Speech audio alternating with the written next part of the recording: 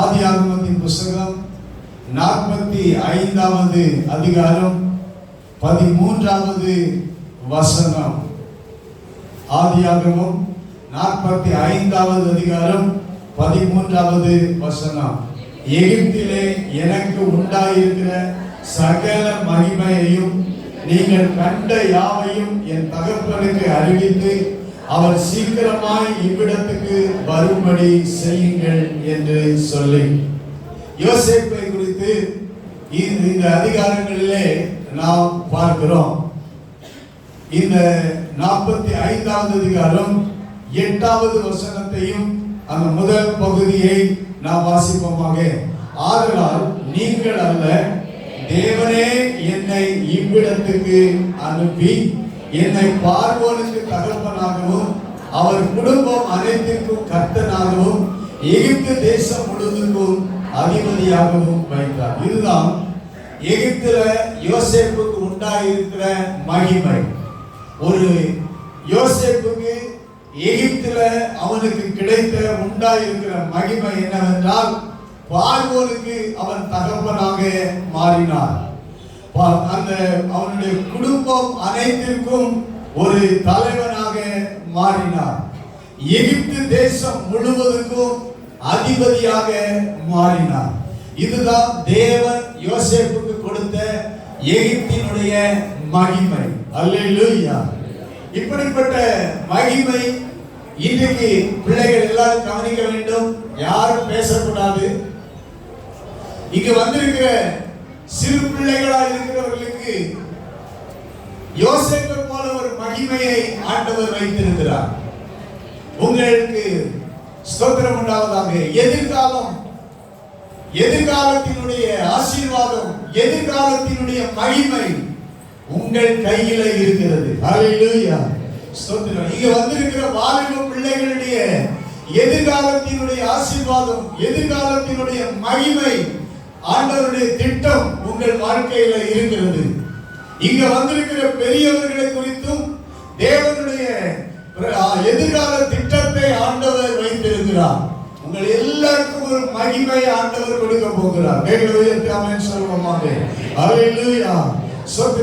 எல்லாருக்கும் கர்த்தர் ஒரு மகிமையை வைத்திருக்கிறார். அந்த கர்த்தர் உங்கள் எல்லார் மேலும் உதிப்பார். அவருடைய மகிமை உங்கள் எல்லார் மேலும் காணப்படும். இன்றைக்கு விசேஷமாக யோசேப்பினுடைய வாழ்க்கையை நாம தியானித்துக் கொண்டிருக்கிறோம். நீங்கள் அல்ல தேவனே, நீங்கள் அல்ல தேவனே.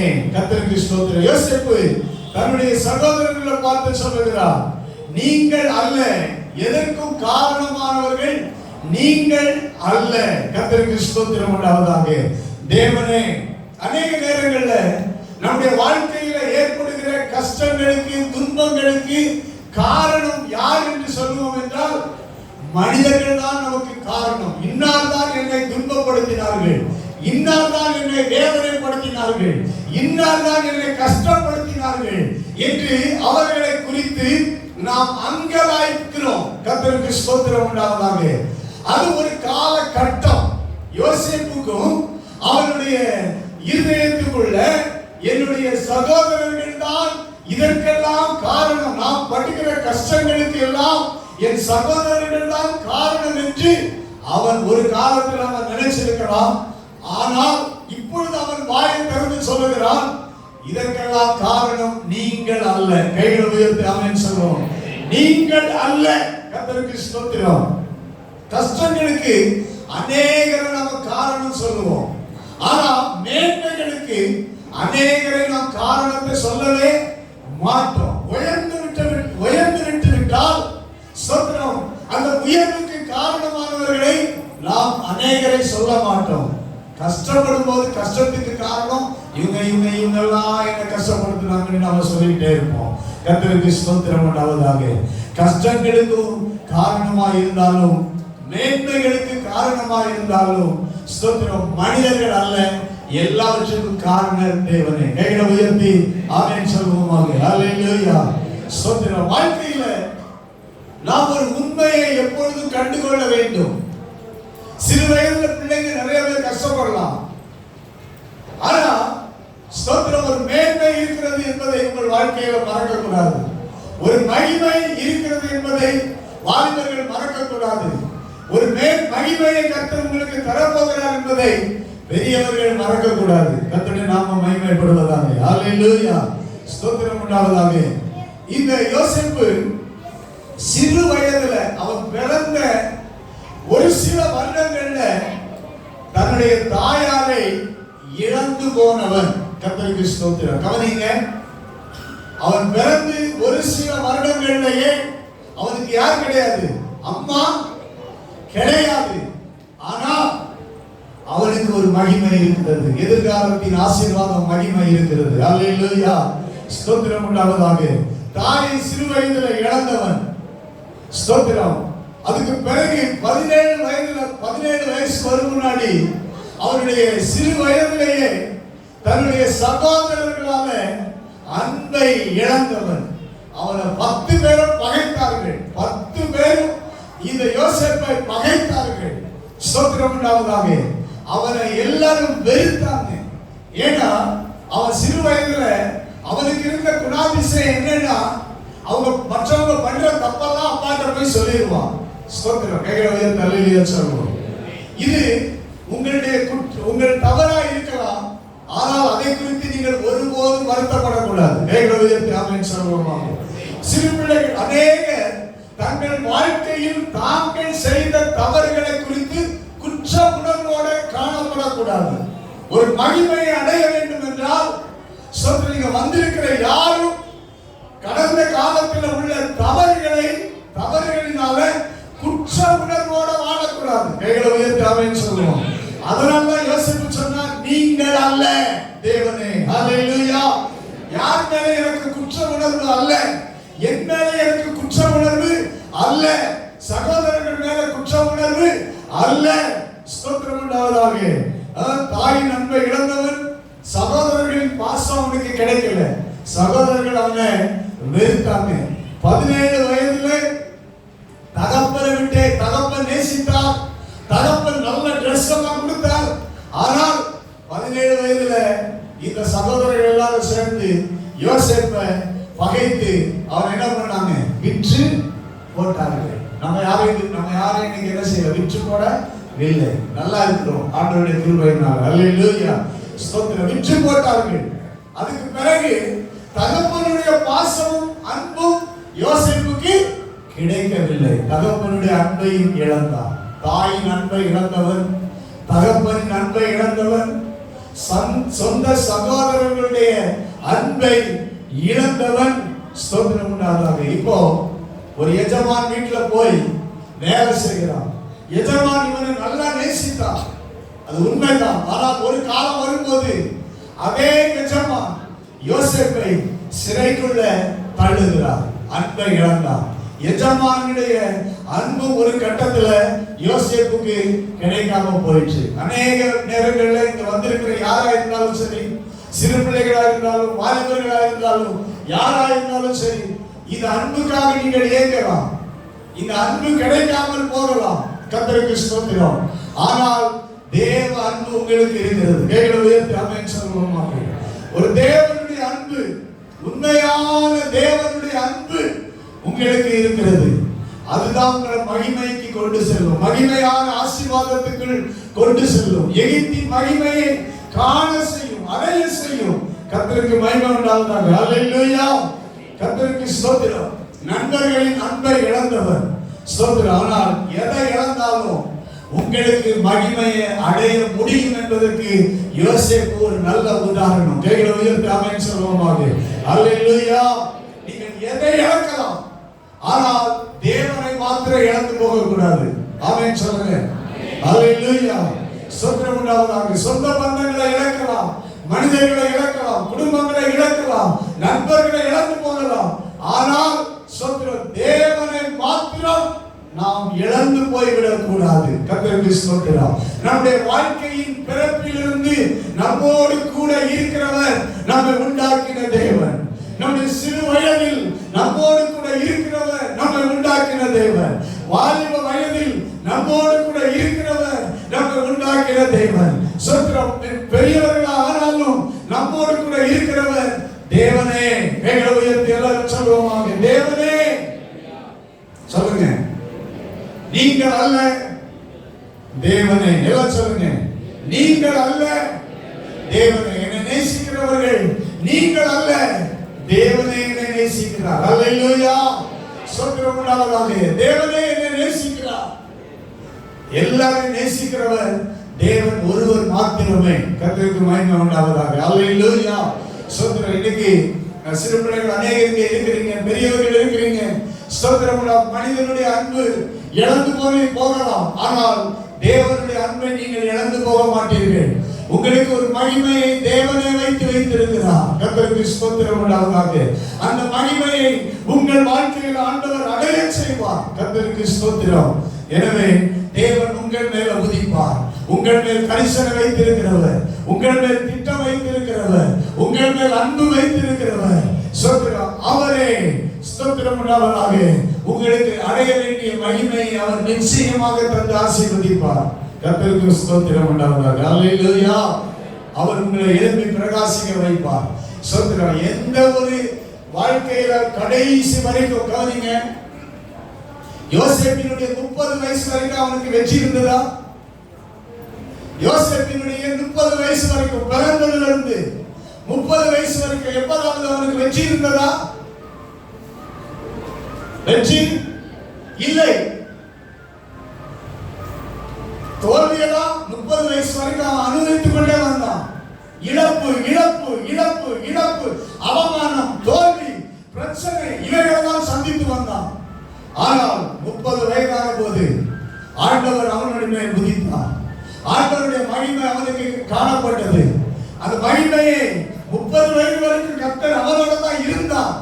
ஆனால் 30வது வயதிலே ஆண்டவருடைய மகிமையை பிரத்யட்சமாக அவன் அனுபவிக்க கர்த்தர் கிருபை செய்தார். அல்லேலூயா, கர்த்தருக்கு ஸ்தோத்திரம். உங்கள் ஒவ்வொருவருக்கும் ஒரு காலம் இருக்கிறது. உங்கள் ஒவ்வொருவருக்கும் கர்த்தர் ஒரு காலத்தை வைத்திருக்கிறார். வாழ்க்கையில எப்போதும் துன்பம், கஷ்டம், வேதனை, உபத்திரவம், பாடு, எனக்கு மேன்மையே இல்லை, எனக்கு ஒரு மகிமையே இல்லை, எனக்கு ஒரு உயர்வே இல்லை, எனக்கு ஒரு ஆசீர்வாதமே இல்லை என்று நீங்கள் நினைக்கலாம். ஆனால் கர்த்தர் உங்களோடு கூட இருக்கிறார். எனவே உங்களுக்கு ஒரு மகிமையை கர்த்தர் வைத்திருக்கிறார். அல்லேலூயா, கர்த்தருக்கு ஸ்தோத்திரம். இந்த தேசத்தினுடைய எதிர்காலம், இந்த தேசத்தினுடைய ஆசீர்வாதம், இந்த தேசத்தினுடைய மகிமை இங்கு இருக்கிறவர்களுடைய கையில் இருக்கிறது.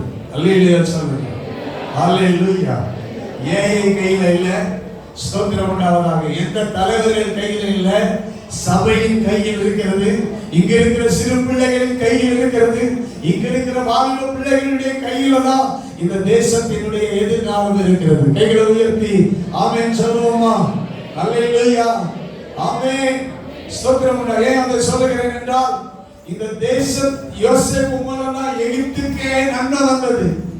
யோசேப்பு இல்லைன்னா எகிப்துக்கு என்ன கிடையாது, நன்மை கிடையாது. கர்த்தருக்கு ஸ்தோத்திரம். உங்கள் நிமித்தம், உங்கள் மூலமே இந்த தேசத்துக்கு ஒரு மகிமையை கர்த்தர் ஆசீர்வாதத்தை கொடுக்க இருக்கிறார். எனவே இன்னைக்கு கர்த்தருக்கு ஸ்தோத்திரம் உண்டாவதாக. ஒரு மகிமையான கர்த்தர் இருக்கிறார். உங்கள் வாழ்க்கையில் ஒரு மகிமையை கொடுக்க இருக்கிறார்.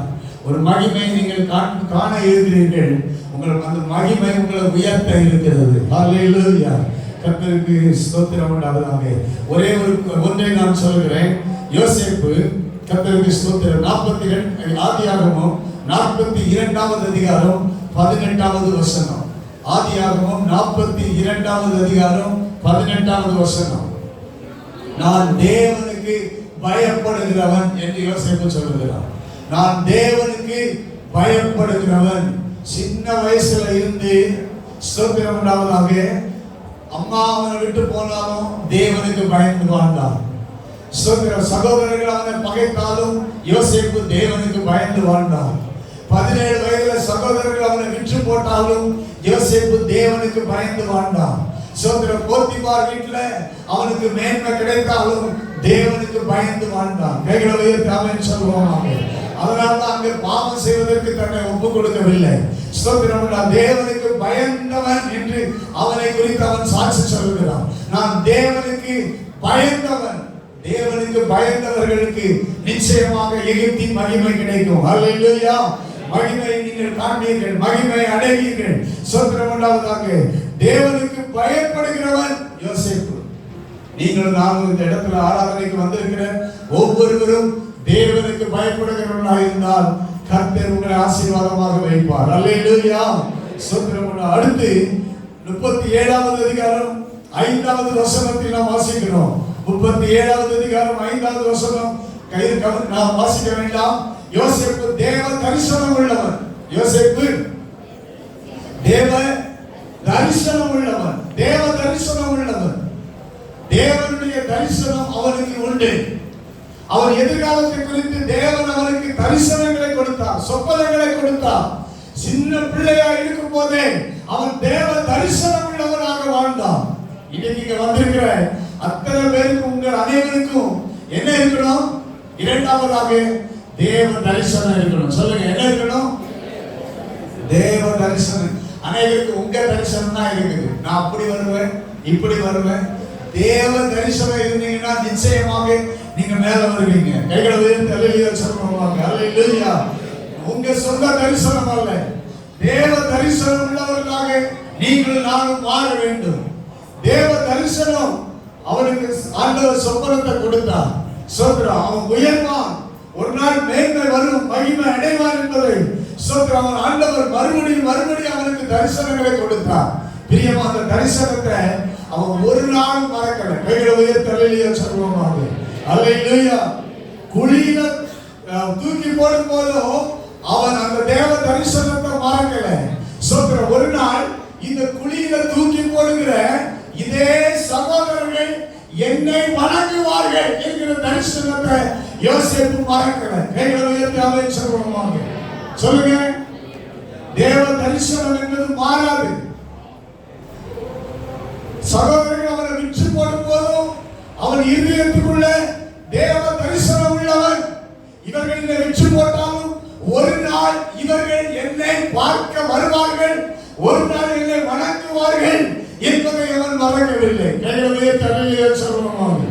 கவனிங்க, தேவ தரிசனத்தை உடையவர்களா இருந்தா எந்த சூழ்நிலை வந்தாலும் அது உங்களை சுதந்திரம் உண்டாவதாக கீழான நிலைமைக்கு கொண்டு போகாது, இன்னும் மேலான நிலைமைக்கு கொண்டு வரும். கரங்களை உயர்த்தி ஆமென் சொல்லுவோமாக. அல்லேலூயா. நீங்களும் நானும் யோசேப்பு போல அன்னைக்கு இருந்திருந்தா அதோட பெட்ல படுத்துட்டு எத்தனை பெட்லயா படுக்க முடியும்?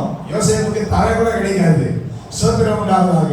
நான் எழுப்பவே மாட்டேன் அப்படின்னு ஒரே படுத்தே இருந்திருப்போம். சுதந்திரம் உண்டா, கண்ணீர் வெடிச்சுக்கிட்டே இருந்திருப்போம். ஆனா யோசேப்பு அப்படி இல்லை. தரிசனம் உள்ளவன் சுதந்திரம் உண்டாவதாக தைரியமாய் அந்த பாதையில போனார். கைகளை உயர்த்தி ஆமென் சொல்லுவோமாக. அல்லேலூயா. அல்லேலூயா. தேவ தரிசனம் உள்ளவன் தேவன் நடத்துகிற பாதையில போய்கிட்டே இருப்பான். கர்த்தருக்கு ஸ்தோத்திரம்.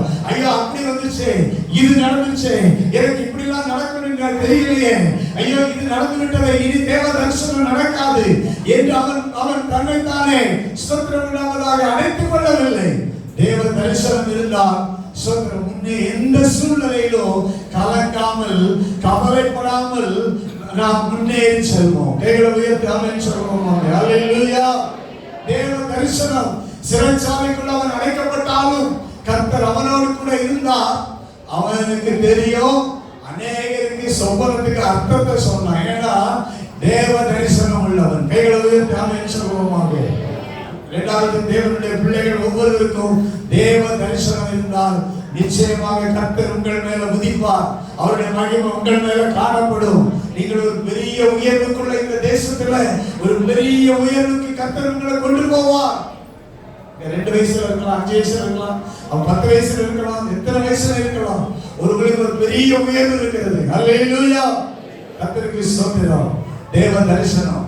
மூன்றாவதாக தேவ ஞானம் உள்ளவன். கைகளை உயர்த்தி ஆமென் சொல்லுவோம். அல்லேலூயா. தேவ ஞானம் உள்ளவன். தேவ ஞானம் உள்ளவன். பார்வோன் அவனை பார்த்து சொல்கிறான், இவன் உன்னை போல ஞானம் உள்ளவன் வேற எவனும் உண்டா? இல்ல. ஸ்தோத்திரம் உண்டாவதாக. தேவ ஞானம் உள்ளவன். மூன்றாவது, நமக்கு என்ன ஞானம் வேணும் சொல்லுங்க. தேவ ஞானம் இருந்தால் நிச்சயம் தேவ கர்த்தருக்கு பயப்படுகிறவர்களாய், தேவ தரிசனம் உள்ளவர்களாய், மூன்றாவது ஸ்தோத்திரம் தேவ ஞானம் உள்ளவர்களாய் இருந்தால் எகிப்தின் மகிமையை, இந்த உலகத்தினுடைய உயர்வை, இந்த உலகத்தினுடைய மேன்மையை, இந்த உலகத்தினுடைய மகிமையை நீங்கள் அடைவீர்கள். ஹல்லேலூயா. கர்த்தருக்கு ஸ்தோத்திரம் உண்டாவதாக. ஆமென். தேவ ஞானம் அவனுக்கு பாருங்க, ஒரு பார்வோன் ஒரு சொப்பனத்தை சொல்லுகிறான். சொப்பனத்தை சொன்ன உடனே இந்த அழகா யோசேப்பு சொல்லுகிறான், 7 வருஷம் என்ன வரும்? ஆசீர்வாதம், செழிப்பு இருக்கும். அடுத்த 7 வருஷம் சொல்லுங்க பஞ்சம் இருக்கும். இதோட முடிச்சிடல. இந்த 7 வருஷம் செழிப்புல என்ன பண்ணணும்? சேர்த்து வைக்கணும். சேர்த்து வைக்கணும். அடுத்த 7 வருஷத்துக்கு சேமிப்பு இருக்கணும். இதுதான் தேவ ஞானத்துல கொடுத்த திட்டம். கைகளை உயர்த்தி ஆமென் சொல்லுவாங்க. ஹல்லேலூயா, ஹல்லேலூயா, ஆமென்.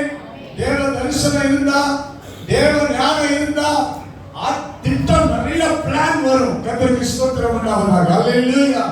தேசத்துக்கு நீங்க திட்டத்தை கொடுப்பீங்க. சொல்லுங்க, தேசத்துக்கு நீங்க என்ன கொடுப்பீங்க?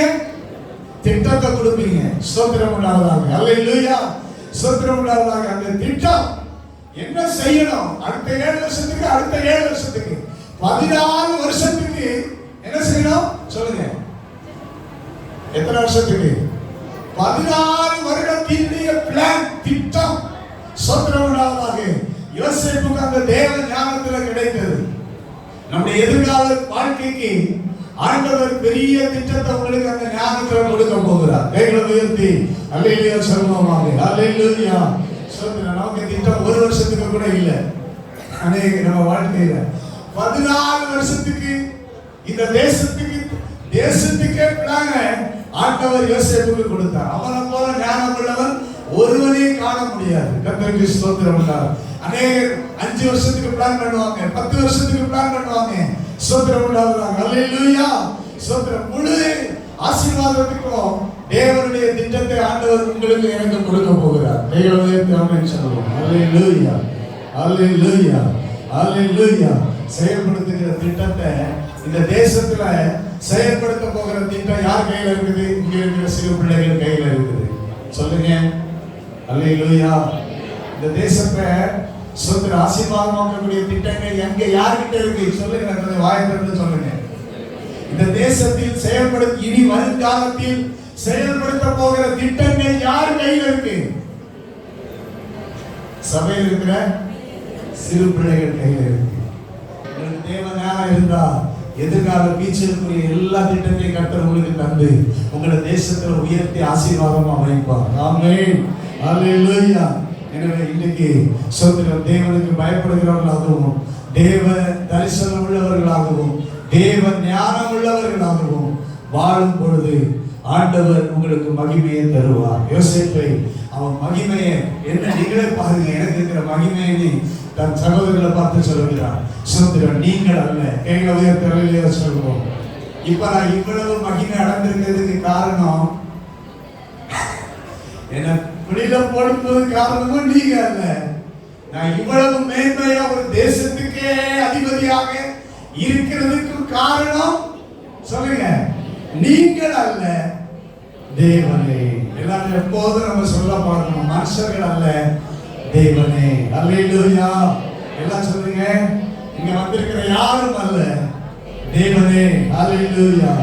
சொல்லுங்க, நீங்கள் அல்ல, தேவனே. ஸ்தோத்திரம். ஜீவரட்சணை செய்ய, உங்க குடும்பத்தை ஆதரிக்க, உங்கள் வருங்கால சந்ததியை ஆதரிக்க, ஸ்தோத்திரம் உண்டாவதாக.